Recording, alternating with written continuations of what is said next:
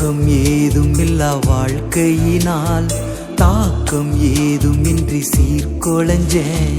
சித்தம் என்னில் நீரை வைத்த பின்னும் அசுத்தம் என்னில் சிறை கட்ட கண்டேன். சரீரத்தின் முயற்சியால் என்னென்னவோ செய்த போதும் அத்தனையும் பிரயோஜனமற்று போனதே.